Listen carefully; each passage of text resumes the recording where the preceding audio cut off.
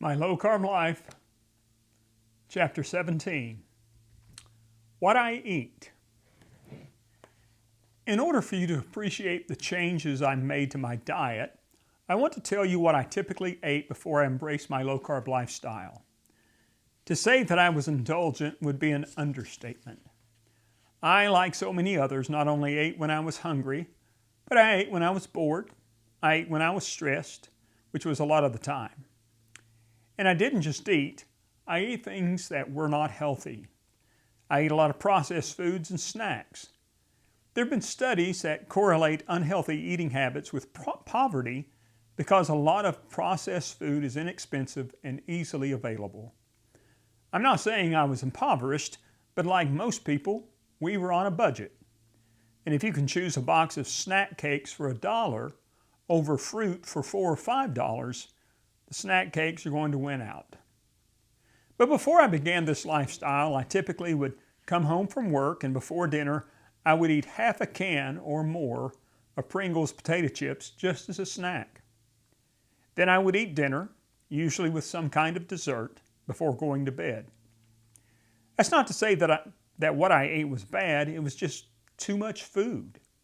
I loved and still love pasta and rice and potatoes and fried foods and sweet foods. I would eat a big plate of spaghetti and not think anything about it. My wife and I would go out to eat, and I would have the largest baked potato you have ever seen, but I also added all of the toppings. Every time I would go through the drive-thru, I would always supersize it. It wasn't that I didn't care what I was eating, it was that the instant gratification I felt from eating overtook any sort of restraint I should have had. Today, when people ask me what I eat on my low-carb plan, I always tell them that I am on a meat, eggs, and cheese diet, which is mostly, but not completely, true. The goal is to eat things that are filling and nutritious but low in carbs. There are many resources on the internet that give you lists of foods and their carb content. I suggest you print several of those lists in order to have an accurate carb count. Also, you can find nutritional information, including carbs and dietary fiber, on the labels of packaged foods purchased in grocery stores. In the following pages, I want to share comments on the way I eat now. I want to share my daily meal plans, and I want to address certain foods or food categories that are either beneficial or harmful to your low-carb lifestyle. Of course, as you develop your own plan, you will find things that work for you that perhaps have not worked for me. I encourage you to experiment and find the foods you are most comfortable eating that will enhance the plan you choose to follow. I will start with my daily meals and then move on to specific food groups and ways of preparing food. Breakfast. I've never been a big breakfast eater. Although we've all heard that breakfast is the most important meal of the day, I've found that a big breakfast makes me somewhat lethargic. However, many breakfast foods are in the low-carb category. Eggs are an excellent low-carb food. Whether you fry them or boil them, eggs provide vital nutrition. A typical egg has about 1/2 net carb and about 75 calories. So a 2-egg meal has 1 carb and 150 calories. I eat a lot of eggs, probably 12 to 18 per week. We've all heard that eggs are not good for your cholesterol levels, but I've been eating a lot of eggs since I started my plan, and today my cholesterol is the lowest it has ever been. Be sure to discuss this with your doctor if you have any questions about how many eggs you should be eating each week. I usually eat eggs in an omelet. I put a pat of butter in a non-stick skillet, and then I mix 2 eggs with a tablespoon of water and a little salt and pepper. I pour it into the skillet and let it cook until it's ready to be flipped. I then put about 1 ounce of cheese on one side of the omelet and fold the egg over to cover the cheese. The cheese can be any type that you prefer. It can be shredded or a slice of cheese. And be careful to use real cheese and not the processed kind like individually packaged singles. Those tend to have more carb content than regular cheese. Once the cheese is melted, I plate the omelet and eat it. This omelet has 2 net carbs and about 220 calories. It is nutritious and delicious. Occasionally, I will add some sort of meat to the omelet or some veggies in order to have a little variety. Just make sure to count those carbs when writing it in your food journal. Another breakfast food I enjoy on my plan is meat, whether bacon, sausage, ham, or something else. Meat is a good source of protein and is typically low in carbs. Just be careful when it comes to processed meats because they often have fillers that will add to your carb count. Also, if you use flavored bacon or smoked bacon, check the carb count on the nutritional label because some bacon is sugar cured. Though they are common breakfast foods, try to stay away from grains and cereals because they typically have high levels of carbohydrates. There are some fruits that are lower in carbs than others, so you will need to know about those before adding them to your breakfast table. On the days I go to work, I have a standard breakfast that keeps me satisfied until lunchtime. Cheese slices. When I'm preparing to leave the house, I take 2 slices of cheese and put them in a Ziploc baggie and throw them in my work bag. By the time I arrive at work, I am somewhat hungry and I eat those 2 slices of cheese. They are typically Swiss cheese and contain 1 net carb and about 160 calories. I've done that for years. If I want to change things up a bit, I will use different flavors or types of cheese, but that is my go-to breakfast on days that I work. You may wonder about the fat content in eggs, cheese, and meat. One mistake that people make when starting a low-carb diet is they don't get enough fat. When you lower your carb intake, you've got to replace it with something else, either fat or protein. And a lot of people think if you not only cut carbs, but also cut the fat out of your diet, it will make your eating program healthier. You have to get energy from somewhere, though, and fats provide this energy better than proteins do when you are on a low-carb diet. So don't be afraid of eating fat. Just make sure to choose healthy fats, such as monosaturated fats like those found in avocados or vegetable oils, and omega-3 fatty acids, which are found in things like fish, nuts, and seeds. Lunch. When I am not at work, I typically make an omelet for lunch. I've also gotten in the habit of having 2 prepackaged cups of sugar-free Jell-O for lunch. I do this every day, whether I'm at home or at work. It seems to satisfy any sweet craving I have because after a while of not eating sugar, things with artificial sugar taste very, very good. Yes, I know there's a lot of concern about artificial sweeteners, but in moderation, I believe they are safe. 2 cups of sugar-free Jell-O contain no carbs and only 20 calories, so it has no great impact on your carb count. One of the biggest challenges I faced when I began this diet was what to eat for lunch. The first year I was following my plan, I was still working in the home, so I had a lot of flexibility in what I could prepare to eat. I tried a lot of different things. For instance, I would make turkey and Swiss roll-ups. I would purchase turkey slices and cheese from the deli at my local grocery store, roll them up, and heat them in the microwave. They were filling and satisfying. When choosing turkey or any other meat, be sure to check the carb content, as some prepackaged meats contain more carbs than others. Occasionally, I would substitute roast beef slices or ham slices for the roll-ups just to give myself a little variety. Another lunch meal I would try would be 2 to 3 hot dogs heated in the microwave. I know. What are even hot dogs made of? However, search the nutritional value of the specific hot dogs you purchase. I found some that are all beef, have no fillers or nitrates, and contain only 1 net carb per hot dog. They do have 140 calories each, so you have to be careful how many you eat. I, of course, would eat them plain without a bun, so every once in a while was okay. But I certainly wouldn't eat them every day. I found that I could also take these with me to work if I didn't want to go out for lunch. It took me a while to figure this out, but over time, I discovered a great way to have fast food for lunch. You may be thinking, How can I eat fast food for lunch and stay on my low-carb plan? So let me explain. Since meat and cheese are traditionally low-carb foods, I found that I can go to most fast food restaurants and order a cheeseburger with no ketchup, then take it back to my office, take it off the bun, and eat it with a knife and fork. You can also do this with a chicken sandwich. As long as you leave off the bun and any kind of dressing, this is a great low-carb meal. I add that to my 2 cups of sugar-free Jell-O, and I have a complete low-carb lunch. Of course, different fast food restaurants will have differently sized burgers and sandwiches, so you want to do your research about the carb content for each. Most of them have their nutritional information online, so you can easily calculate your carb content.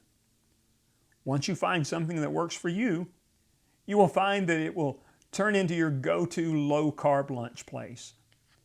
As a matter of fact, I've ordered the same cheeseburger at the local Sonic so many times that when I place my order at the drive-thru speaker, they call me by name and ask me to pull around. I don't go there every day, but most days I do. Every once in a while, I'll switch it up by going to Zaxby's and getting a grilled chicken sandwich with no dressing. I want to add one more word about chicken for lunch. Hands down, my favorite fast food is Chick-fil-A. I have loved Chick-fil-A ever since they opened, and I have found that they offer several menu items that I can eat on a low-carb plan. I love the grilled chicken sandwich, without the bun, of course. But I also discovered that with careful planning, I can have either chicken nuggets or chicken strips. I know these are breaded and may contain more carbs than plain chicken, but I don't think there's anything in the world better than Chick-fil-A chicken strips. An order of 3 chicken strips has about 15 net carbs. I know that's a lot if you're trying to stick to about 50 net carbs per day, but whenever I have a craving, they are good, slightly healthy substitute for other drive-thru alternatives. By the way, I love a good casserole. I will often bake a casserole on the weekend so I can have 2 or 3 days of leftovers for lunch.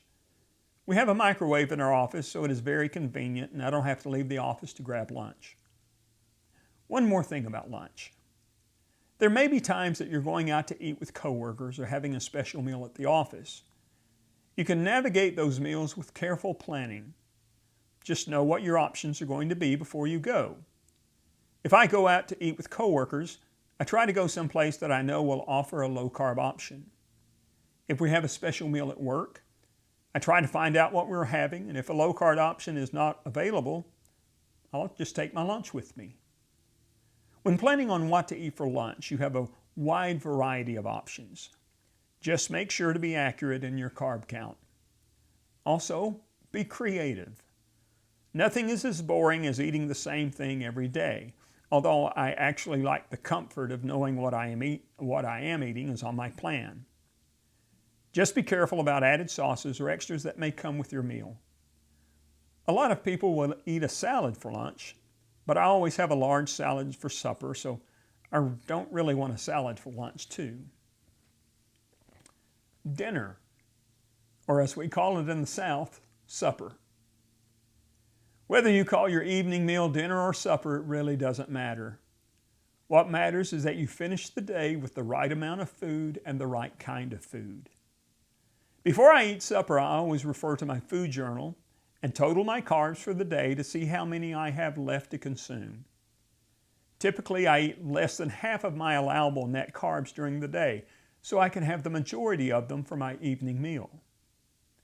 I've tried lots of things for dinner, from burgers to meatballs to skillet dishes to casseroles. But I found a meal that combines all the things I should be eating, and I have some version of it every night. I've had this meal almost every night for years, and it never gets old or boring because I vary the ingredients from time to time. So, what is this special meal? It is a simple salad. Let me tell you how I make it. First, I start with a medium-sized serving bowl. It is large enough to hold all the ingredients, yet small enough to handle. I add about half a bag of salad mix I purchased from the grocery store, or about 2 cups of salad. For a while I used a romaine mix, but then there were all the problems with romaine being possibly contaminated, so I found something called Butter Bliss lettuce. It is a lighter lettuce and doesn't seem as harsh on my system. Next, I add about 1 ounce of shredded cheese. I usually add 2 hard-boiled eggs, a few sliced mushrooms, and 4 to 6 baby tomatoes. I also add about a 1/4 cup of pecan halves or pieces. Then I top all of that with 4 to 5 ounces of some kind of meat, usually chicken. I used to cook a bunch of chicken thighs over the weekend so that I would have them available for the salad for several days. But lately I've discovered that I can buy a cooked rotisserie chicken at the grocery store, take it home and remove the bones and use that without having to cook the chicken. To be honest, it's about the same price as the chicken thighs and much less work for me. If you're not a big fan of chicken, or if you want some variety, then use another type of protein on your salad. Sometimes I'll use beef or turkey. I've even used Polish sausage. As I said before, I'm a big fan of casseroles and skillet dishes. Every once in a while, if I have cooked a casserole or skillet dish, I'll heat up a portion of that and put it on my salad. It is usually very delicious, warm, and filling. It's great for cold weather.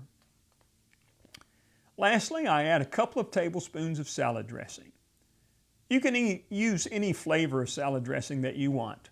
Ranch typically has the lowest carb count if you're using a creamy dressing, but I'm not a huge fan of ranch. My favorite is Thousand Island, but most Thousand Island dressings have a hefty sugar and carb count. I have found that Ken's Steakhouse Thousand Island dressing is lower in carbs than most, and it is very creamy and delicious. I just have to make sure I keep an eye on how much dressing I put on the salad so I don't overdo the carb count. The salad I just described has about 12 net carbs.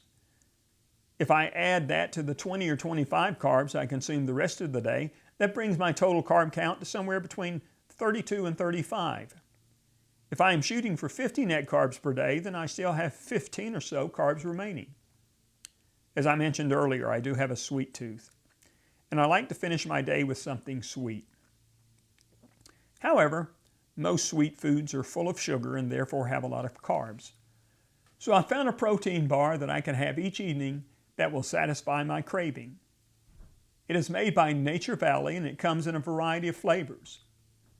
Most Nature Valley granola bars have 20 or more carbs, but these are specifically called protein bars, and each one has 10 net carbs. Remember, you find the net carbs in a food by deducting the fiber from the total carb count. They are really delicious and satisfy a sweet craving. They also provide a lot of fiber for your diet, which keeps your digestive system on track. If I'm still hungry and have a few carbs left, I sometimes have a tablespoon of peanut butter or a few peanut butter-filled pretzels. This will round out my 50 net carbs per day and leave me feeling like I've eaten something substantial. If you choose to not make a salad the main dish of your evening meal, I do suggest you have a side salad or some kind of vegetable in order to maintain the proper level of fiber in your diet. Other options for supper include meat and vegetables. You have all kinds of options with that combination. You do need a good amount of protein when you cut carbs, so having meat for dinner is a good idea. It also makes you feel full and satisfied, which is half the battle when you're on a low-carb eating plan. Eating out and special occasions. If you stay on a low-carb eating plan for the long term, there are going to be times that you go out to eat or celebrate a special occasion. Holiday meals can be a challenge, especially if you're visiting family. Planning for those meals is essential. When my family and I go out to eat, I try to look up the menu online prior to that meal. That way I can see what my options are before arriving at the restaurant. If that's not possible, then I can usually find a meal or a combination of menu items that I can eat and still stay on my plan. It might be a piece of chicken with a side of broccoli. It might be a hamburger patty or steak with a side salad. Just make sure you ask your waiter to leave off any sauce. Also, be sure to minimize appetizers and desserts. A bite or two probably won't ruin your carb count for the day, but a plate of nachos or a whole piece of pie is not what you want to do. And as tempting as it might be to take a tasty roll or a piece of homemade bread, they are not your friend. While everyone else is gobbling up the biscuits and rolls, grab a carrot stick or a celery stick. You may not like it at the time, but you will definitely thank yourself later. If we are hosting a meal during the holidays, I make sure the menu is low-carb friendly. I may not be able to eat everything that is on the table, but I make sure there are dishes I can eat, still keep my net carb count low. And if you are visiting friends or family, don't hesitate to bring a dish or two that you have prepared so you can stay on your eating plan. If people know in advance that's what you plan to do, most people will understand. Before the pandemic, when we could get together with other people, my wife and I would visit my sister and her husband, and my sister prepared dishes that she knew I would be able to eat, which I thought was very considerate of her. And finally, if you're in a situation where you have no idea what food will be served, such as a work function, just do the best you can. Most of the time, you can make something work. The worst thing is to just give in or give up and eat things that you shouldn't be eating. You can always eat very little and then have something on your plan when you get home. Snacks. Snacking on a low-carb diet has its advantages and disadvantages. On a positive note, snacking can help you transition throughout the day from breakfast to lunch and from lunch to supper. You just have to make sure you're eating the right kinds of snacks. On a negative note, it is very easy for snacking to get out of hand and completely derail your carb count for the day. I usually try to avoid snacks during the day if at all possible. I try to save my snacks until I get home from work. Some of my favorite snacks include peanut butter-filled pretzel bites. We buy these at our local grocery store and we get the miniature ones. I can eat 7 of these for only 3 net carbs. They're not only filling, but have a nice crunchy sensation and are a little salty. Another favorite snack of mine is a tablespoon of peanut butter. It usually has about 3 net carbs per tablespoon and really satisfies a craving. I love potato chips, but on a low-carb diet, they are a no-no. Potatoes are notoriously high in carbs, so I try to avoid them at all, if at all possible. However, occasionally, I will have a small individual bag of some sort of chip. Most of the time, they have about 15 net carbs per small bag, and if you plan accordingly, you can work that into your daily total. If you must have chips, plan to have them only once per week. If you are creative, though, you can find something to substitute for chips. I found that if I take a slice of Swiss cheese and cut it into small squares and place it in the microwave for a minute or so, I can create cheese crisps that will still be low in carbs and have some crunch. It's not the same as potato chips, but it's a nice substitute. Even though I've never tried it, others have found that you can take thinly sliced zucchini and bake them in the oven to make zucchini chips. You can search for low-carb zucchini chips on the internet and find the recipe. Other snacks can include boiled eggs, cheese slices, or chopped up vegetables. If you choose chopped vegetables, be sure to check the carb contents because some vegetables are lower in carb than others. Other snacks you can eat are fruits like strawberries, which are lower in carbs than most fruits. So think about having a few strawberries with a little whipped cream. Also, be sure to eat the right amount to ensure an accurate carb count. Snacks should be eaten as a way of making it through until your next meal and not as a way to feed stress or emotional eating. And since we're talking about snacks, I suppose I should come clean. I'm a big fan of candy. I can eat almost any type of candy. It's probably my biggest temptation. But I have also learned that with careful planning, a little chocolate every once in a while is okay. Instead of eating a whole bag of M&Ms or an entire Butterfinger, I choose to have a miniature, the kind that are about the size of your thumb. At work, there's an office that I regularly visit that always has a bowl of miniature candies on the desk. When I visit, I will sometimes take a candy, but I make sure that I write it down in my food journal and count it towards my total net carbs for the day. Most miniatures have 4 or 5 carbs, so it is not a lot as long as I keep it to one piece. I don't feel guilty about it, and sometimes you just need a piece of candy. Sweets. Speaking of candy, there's nothing that will torpedo your low-carb plan like sweets. I've tried making low-carb desserts, but they never really taste the same as the real thing. It all boils down to one thing, and that is artificial sweeteners.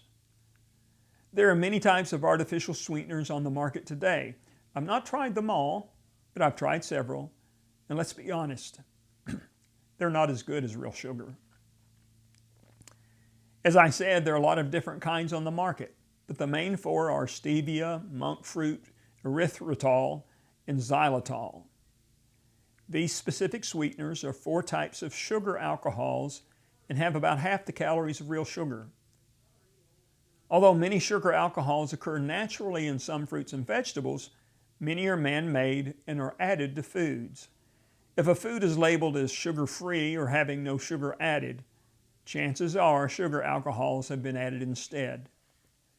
And since sugar alcohols aren't fully absorbed by your digestive system, they have a minimal effect on your insulin level, and you can deduct them from your carb count just like dietary fiber. However, consuming too much sugar alcohol will leave many people with digestive problems. Many people think of sugar alcohols as their savior and end up eating too much, which results in gas, bloating, and diarrhea. If you decide to eat foods that contain sugar alcohols, be sure to take it easy or you might just have an upset stomach. Many prepackaged foods, diet foods, contain sugar alcohols. You will see them on the nutrition labels of foods that contain them. They do not add to the sweetness of a food, but in my opinion, they do add to the sweetness of a food, but in my opinion, they are not worth the gastrointestinal effects many people suffer. I try to avoid sugar alcohols altogether. There are other artificial sweeteners that are unavoidable unless your diet is completely made up of natural foods. I, for example, enjoy Diet Coke. I've not had a sweet soft drink in more than 5 years. And since I've given up real sugar, my Diet Coke tastes eerily similar to a regular Coke. Diet Coke contains aspartame as an artificial sweetener. Even though it would be better if I avoided diet drinks altogether, I'm willing to drink the diet drinks instead of having real sugar, or even worse, drinks that contain fructose. Experts in the field of nutrition will tell you that the best thing for you to do is to avoid artificial sweeteners altogether. Studies have shown that they sometimes trick your brain into thinking it should be receiving more calories, given that it has had a response to the sweet taste of the artificial sweetener. And since it hasn't received those calories, it gives you cravings for more food, especially sugary foods. That may be true, but I have found that by consuming some foods that contain artificial sweeteners, I've been able to avoid real sugar in almost everything that I eat. The decision to include artificial sweeteners in your low-carb diet plan is completely up to you. Some folks can handle it, and some folks can't. You are the best person to determine what is right and best for you. Prepackaged low-carb foods. When something becomes popular, there's always going to be someone who finds a way to profit. Whether it's a fad or a new technology, someone is going to find a way to make a buck. With the popularity of the keto diet, all kinds of products have been put out in the marketplace. From chicken crust pizza, which I make at home, to low-carb hummus and keto meal kits, it seems everyone is jumping on the keto bandwagon. I'll admit I have tried some of these products. but I haven't found any that blow me over. Many of them will advertise themselves as having low net carbs, which is technically correct because in reality, they are high in both carbs and fiber. When you have a low-carb flour tortilla that contains 4 to 5 net carbs, but in reality has 13 or 14 carbs with 9 grams of dietary fiber, for me, that's not a good balance. And with that much fiber, there might be some extra trips to the bathroom if you eat a lot of them. Another problem with many of these low-carb prepackaged foods is that they are quite expensive. I saw a package of frozen low-carb chicken stuffed with cheese at the grocery store just this week. I thought about trying it, but the box was $7 and contained 2 servings. For $7, I can buy some chicken breasts and a package of cheese and make enough for 4 to 5 meals. To me, the convenience of having the low-carb frozen foods and ready to pop in the oven is not worth the price. Now, I don't want to disavow all low-carb prepackaged foods because I've not tried them all. But I'm certain there are some that taste great and don't break the bank. But so far, I haven't found any of those. I would prefer to spend my money wisely and find natural low-carb foods that I can prepare the way I want to without adding things that I would rather not have in my food, like an inordinate amount of sodium. I'm not saying that you should avoid these products.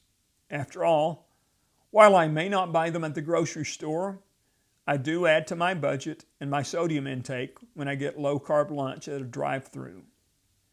Instead, make sure you read the nutrition labels and check the price before you purchase the food. That way you'll know the product fits within your meal plan and your budget. A little thought and effort can go a long way toward making the right choices to meet the needs of our meal plans and pocketbooks.